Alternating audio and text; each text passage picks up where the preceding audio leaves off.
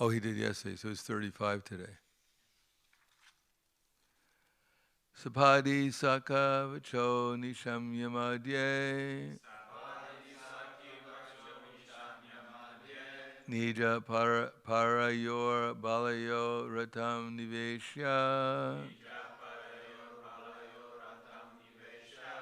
Stitavati Para Sai Ni Kayor Akshno Na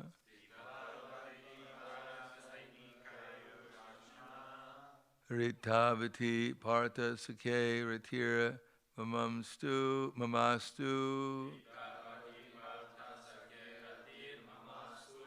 Sapadi Sakavacho Nisham Yamadye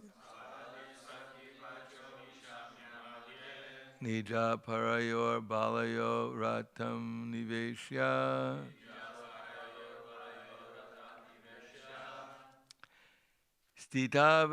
Stitavati Para Sain Ni Kayor Akshna Ritavati Partha Sakhe Ratira Mamastu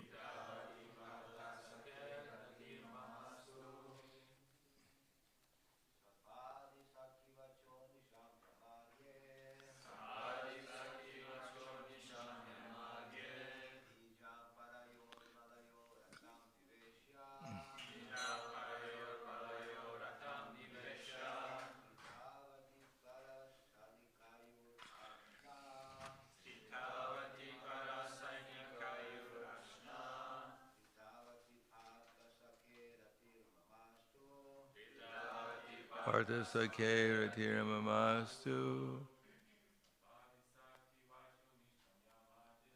Sapadi Sakhi Vacho Vaisham Yamadye Nija Paramayor Balayo Ratam Vesha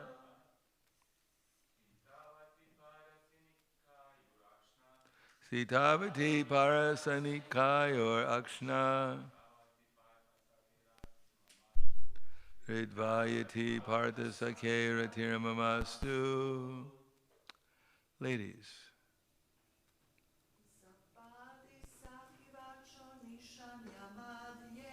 Sapadi Sakhi Vacho Nisham Yamadye Nija Parayor Balayor Ratam Nivesha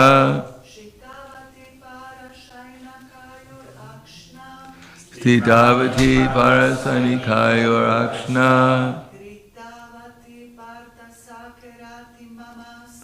Ritavati Partha Sakhe Ratira Mamastu. Sapati on the battlefield. Sakhi Vachaha command of the friend. Nishamya after hearing. Madhye in the midst. Nija his own. Parayoro and the opposite party. Balayo strength. Ratam chariot. Nivesha having entered. Stitavati while staying there. Parasainika of the soldiers on the opposite side. Ayu, duration of life. Akshna, by looking over. Ritavati, acted diminishing. Partha, of Arjuna, son of Pritha. Kunti, Sakhe, unto the friend. Rati, intimate relation. Mama, my. Astu, let there be. Translation and purport by His Divine Grace, A.C. Bhaktivedanta Swami Srila Prabhupada. In obedience to the command of his friend, Lord Shri Krishna entered the arena of the battlefield of Kurukshetra, between the soldiers of Arjuna and Duryodhana.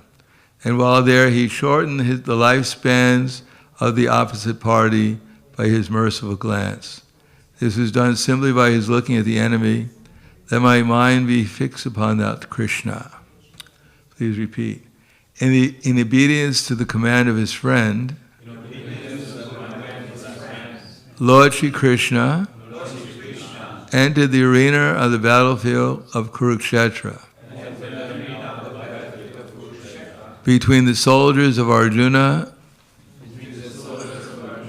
and Duryodhana. And while there, he shortened the lifespans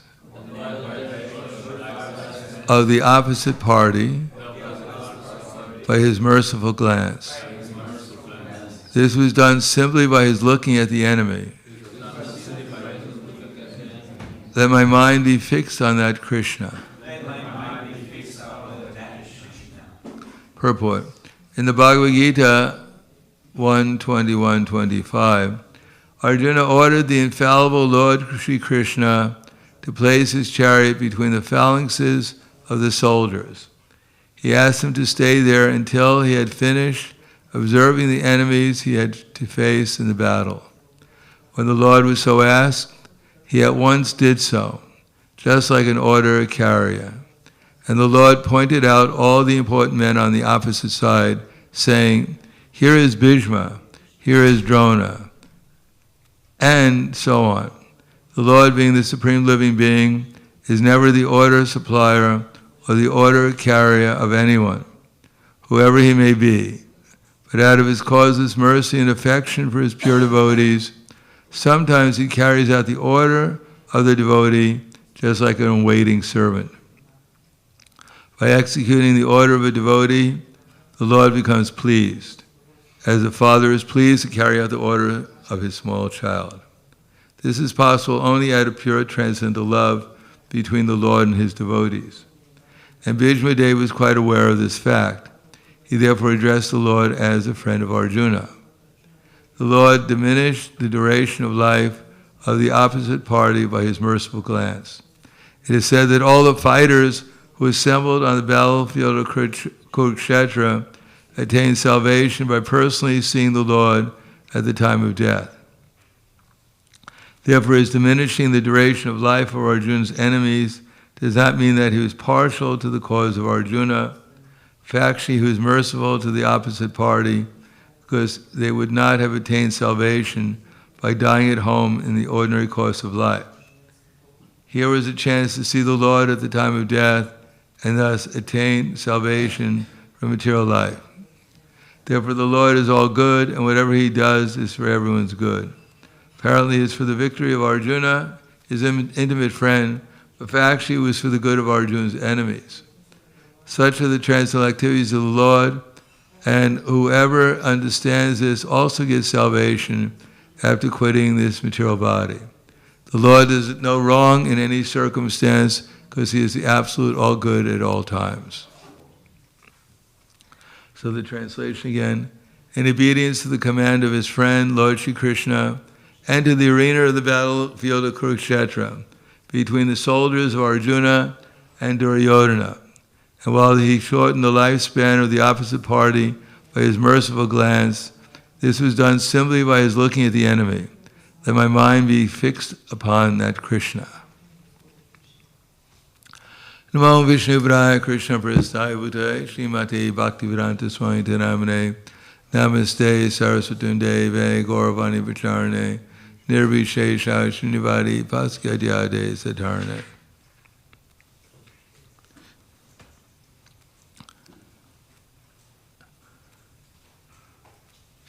Kshetram Kshetraya Jnanam Antara Jnana Chakshusha Bhuta Prakriti Moksham Cha Ye Viduryanti Take Param.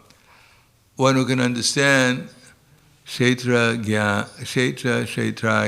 Jnanam, one who can understand the knower of the field and the field of activities, Kshetraya Jnana, Antara Jnana Chakshusha, through the eyes of knowledge. Jnana Chakshus, Bhuta Prakriti Moksham Cha, then he becomes free from the influence of the material energy, and ye vidura yanti te param. He attains the supreme destination.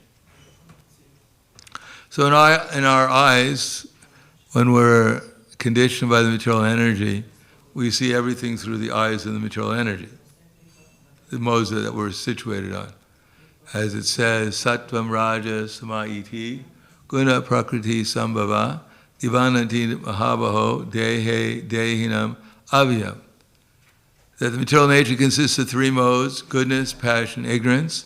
And when the living entity comes in contact with those modes, he becomes conditioned by them. So in the mode of goodness, we see things in a certain way. Of course, there's no pure goodness, and therefore, even in the mode of goodness, there are different levels of perception. But here the level of perception is that Krishna doesn't see the same thing that we see. Here we see that there's gain and loss, there's good people and bad people, that there is pleasure, that there's pain. We see we're in the world of duality. But for Krishna, there's no duality. There's no good people and bad people here. There's only bad people.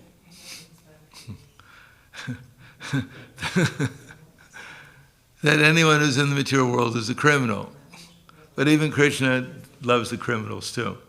Just like the six Goswamis, we pray for in the prayers of the six Goswamis by Srinivas Acharya, Krishna Kirtana Gananartano Paro Premamrita Bodhini, that when the six Goswamis were absorbed in transcendental love, Dira Dira Janat Priyo Priyakaro, that the ruffians, the Adira, those who are not spiritually inclined, and the Dira, those who are spiritually inclined, they engage everyone equally in the Sankirtan movement.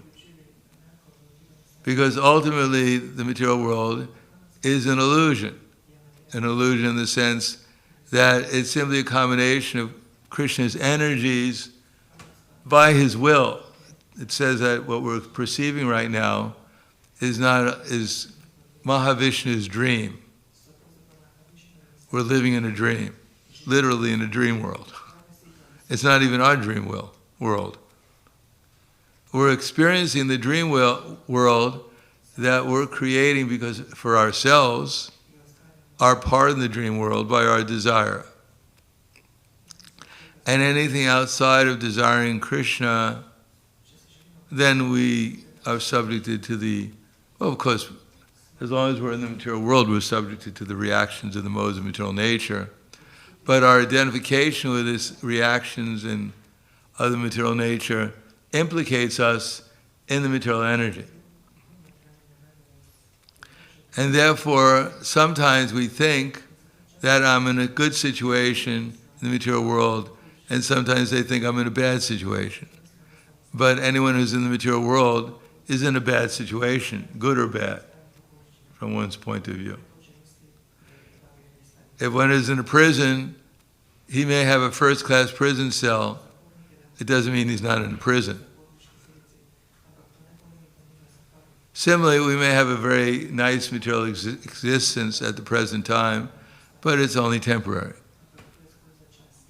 The people who are empowered to inflict miseries upon others in the material world, they were the same people who got afflicted with miseries in their past lifetime.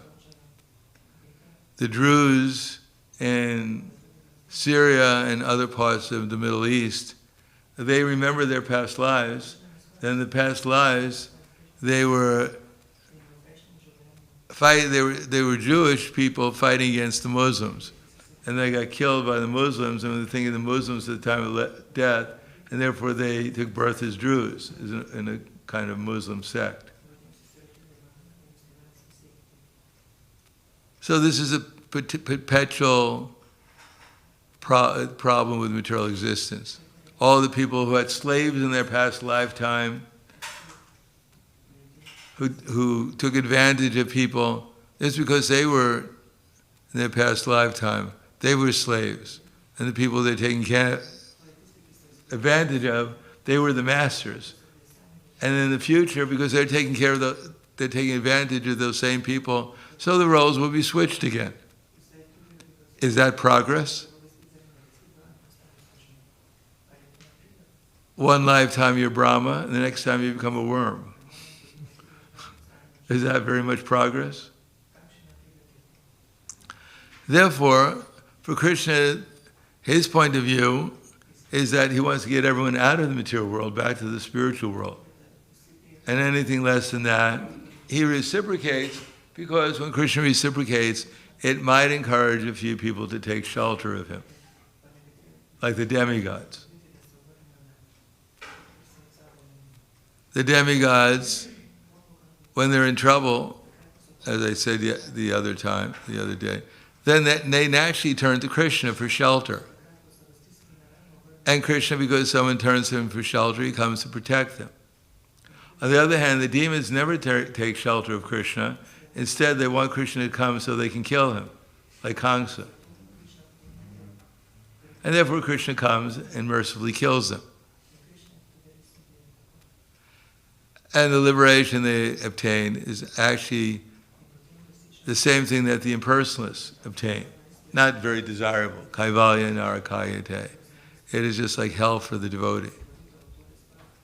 Therefore, our perspective of what's going on in the Bhagavatam, as we heard yesterday, about Bhishma Dev shooting arrows at Krishna, and Krishna relishing those arrows, we can't understand. If someone hits us with a pin, immediately we call it 9/11 or the police, come and take the person away. Because we're not in the realm of transcendental rasa, where everything is pleasurable. We're in the realm, whatever people do, to one degree or another, may be temporarily pleasurable, but usually in the long range, it's very uncomfortable.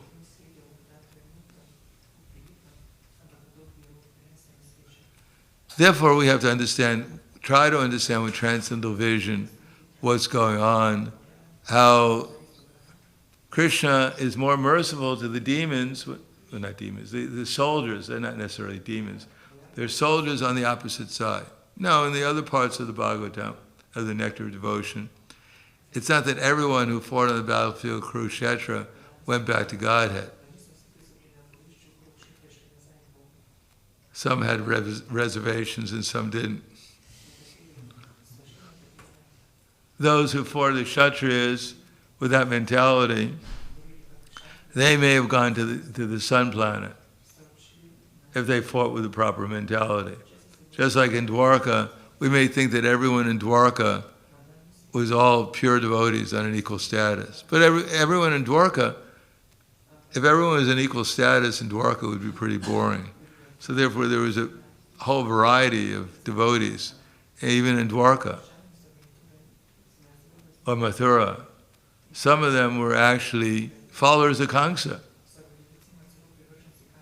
Otherwise, why did Krishna come and break the bow of Shiva and then kill the carekeepers? Why did he kill Mustika, Chandora? They were residents of Mathura. That's supposed to be a transcendental abode. Why did Satyajit go around all of Dwarka claiming that Krishna had stolen the Chamachakra jewel? Who was his daughter? Satyajit. What's that? And who is Satyabhama in Krishna Leela? Yeah, he had Srimati Radharani as his daughter. And he was going around telling everyone that Krishna had stolen his jewel. Even then, back then, 5,000 years ago, family life wasn't always so pleasant. You didn't always get along with your relatives. And his devotee is involved in the conspiracy to kill Satyajit. What's going on? I thought we're going to join Krishna's pastimes and everything would be solved. No more intrigue, just prasadam and dancing. But this is not the way things go. But if one is transcendental, just like when Krishna walked in to see the wrestlers, or into the wrestling arena, everyone saw Krishna in a different way. The wrestlers saw him as like a thunderbolt. The young girl saw him as Cupid personified. Kamsa saw him as death personified. Mother Devaki and somehow or another, transcendentally, she must have been there. I thought she was still back in Vrindavan. Anyhow, Devaki was there, and Vasudev. They saw him as their child. And the foolish, the devotees, the Vrishnis, saw him as their most illustrious ancestor, a descendant. And the foolish saw him as a universal form. So everyone saw him differently, which means everyone, even in Mathura, everyone was in a different level of consciousness. But by seeing Krishna, they all got benefited, that's all. To what degree? That depends upon what their mentality is. Just like when we come and see the deities, according to our mentality, the deities reciprocate with us. If we think, well, these are nice statues, they'll be looking at us, wondering, when is this devotee finally going to wake up? See what's going on around here. Similarly with the pictures or Prabhupada. We think, oh, Prabhupada, we have some, people may come and think we have some ceremony here. We're worshiping a statue.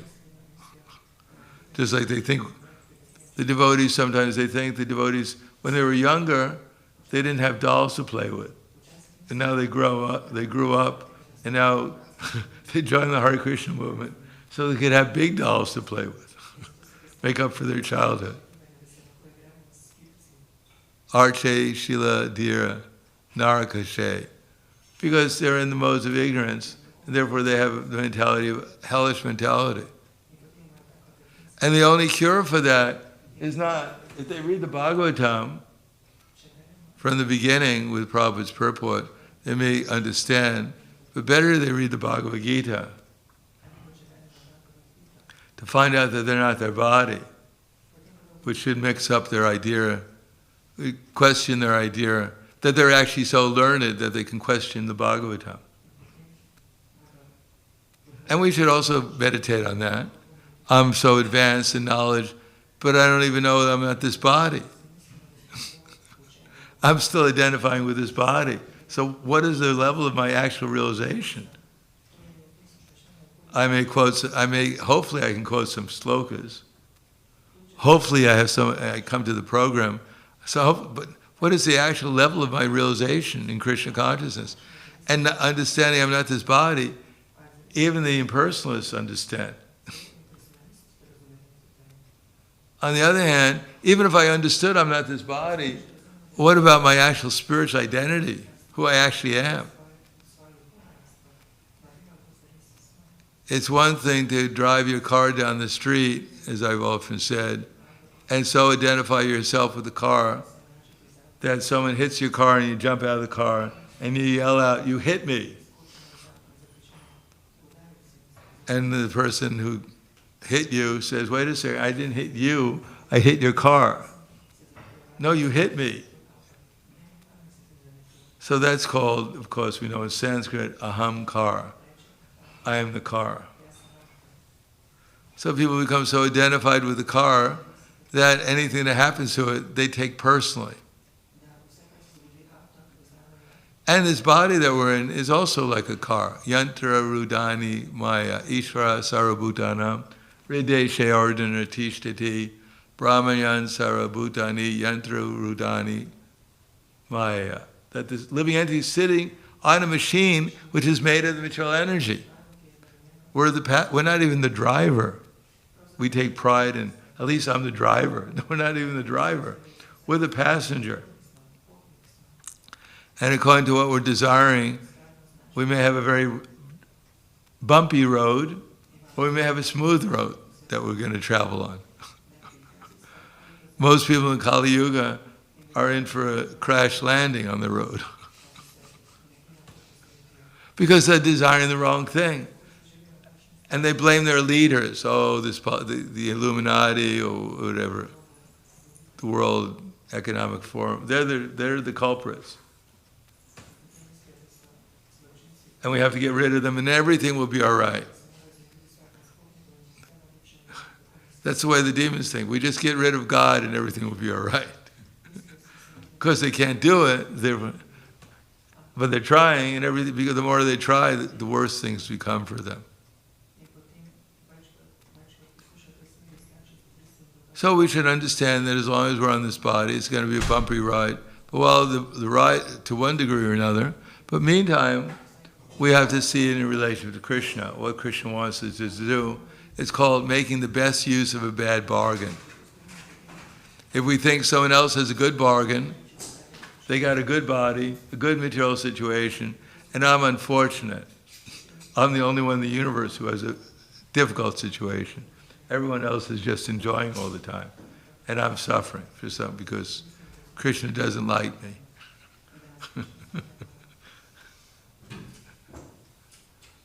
Maybe Srimati Radharani told him something about me, and therefore even Rukmini Devi thought like that. She sent a messenger to the Brahmana to ask Krishna to come and kidnap her. And the time came, it was almost the time she had to go to the temple of the marriage ceremony. Krishna wasn't there, and she was completely in anxiety. What's going on? Maybe Krishna rejected my fair proposal. What's happening? Doesn't he love me? What's wrong with him? And then she thought, well, maybe it's the demigoddess Parvati. She's angry at me because I don't worship her. Therefore, she's getting even with me. Maybe she put some impediments so Krishna can't come and save me. So not only we have these ideas, but even Rukmini, the goddess of fortune, sometimes has such ideas. So we're not alone. We can take shelter that this is part of how the spiritual and the material energy works. The difference is that Rukmini, the more she thought that Krishna wasn't coming, the more she meditated on Krishna. And the more we think that Krishna is not satisfying my desires, hopefully we get angry with Krishna, so we keep on thinking about Krishna. But usually we just give up. We just get frustrated. We forget everything. We think somehow or another, who's ever the controller, and it couldn't be Krishna, doesn't love me. Or it's just unfair. The world is unfair. But if the world is what it is, it's all unfair. Only in a world where you have civilized human beings can actually have some civilization. But we're not living in a civilized world. We're living in a primitive, barbaric world where there is no civilization.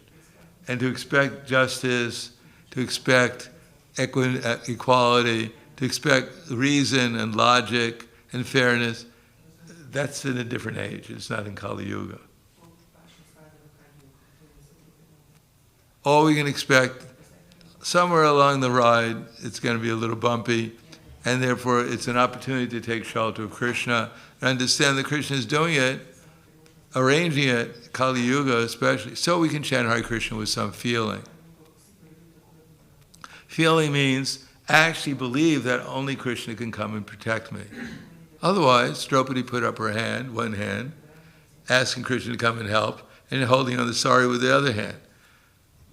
So most of us, only half of us have saris, so that doesn't apply to us. But we're holding on to so many things. Ultimately, my false ego will protect me. My intelligence will protect me. I can figure it out. I don't really have to consult with Krishna. I already figured this all out. And if it doesn't work, then I'll blame Krishna for not telling me. Why did he allow me to do this? Because we didn't ask him what he wanted us to do. As the famous analogy that Prabhupada gives, that in World War I and World War II, the Germans were going to the church and praying, "My dear Lord, please bring my son back. Please bring my husband back. Please bring my father back from the war." And the French were going to church, and the English were going to the church and praying, "My dear Lord, please bring back my son. Please bring back my husband. Please bring back my father from the war." But war means that both sides are killing each other. So how is it possible Christians going to bring them all back?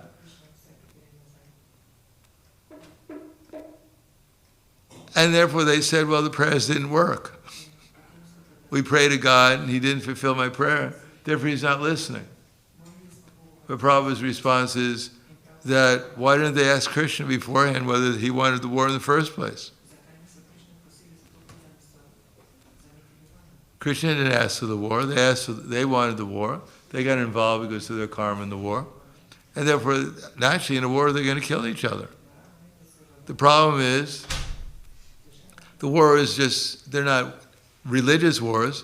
They're just wars for sense gratification as a product of sinful activity. So therefore, people go to war and they're involved in it because they're getting a reaction for this sinful activity. Of course, someone can go to war and be Krishna conscious. Somehow or another it may happen, and they may be killed, and they'll think about Krishna and go back to the spiritual world. Because at least they're fighting on behalf of Krishna.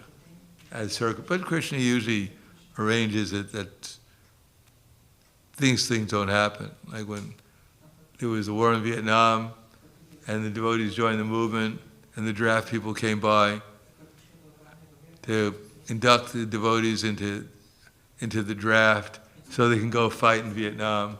But the devotees were asking for exemption on religious reasons. The draft board inspector came by, and he noticed that these people in this Hare Krišna movement, they don't eat meat, they don't take intoxication, they don't have illicit sex, and they don't gamble. He said, this is worse than the army.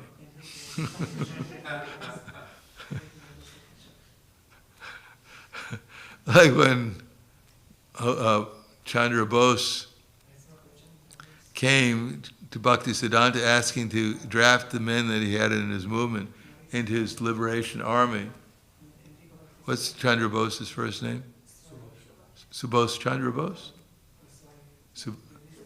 Subhash Chandra Bose. So Bhaktisiddhanta said, why should you take these people? They're all weak and scrawny. They're not going to be help you. They're sadhus. They're useless for what your liberation costs. So generally Krishna protects us, gives us the intelligence. And the devotees would go dressed in dhoti and tilak, and they'd sit there when they're waiting to have the interview, just chanting, Hare Krishna. At that time it was really strange. A shaven head, ponytail in the back, dressed in the robes, Hare Krishna. And the draft boy says, where are you from? Hare Krishna. So they concluded these people are absolutely crazy. Even murderers they were inducting. Even felons, anyone they take for the Hare Krishna they wouldn't take. These people are really dangerous. Never know what they're going to do. In the middle of the battle, Hare Krishna.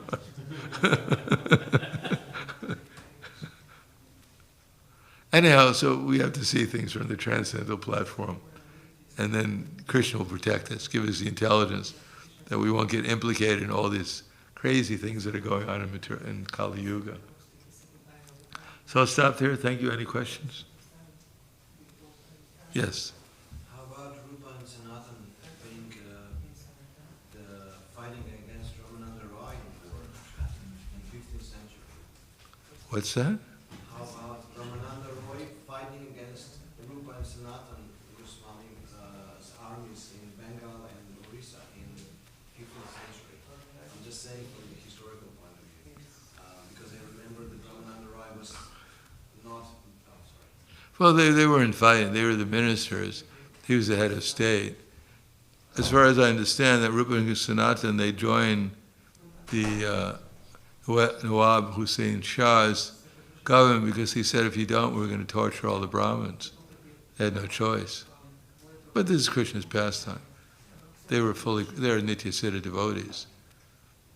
I mean, the Battle of Kurukshetra was a fight between some Nityasiddha devotees too, and demigods, so. Even sometimes, Anyhow, so these pastimes are Krishna's, part of Krishna's energy, divine energy. Anything else? Khwala Grantaraj Srimad Bhagavatam ki jai, Srila Prabhupada ki jai, Gaur Premanande.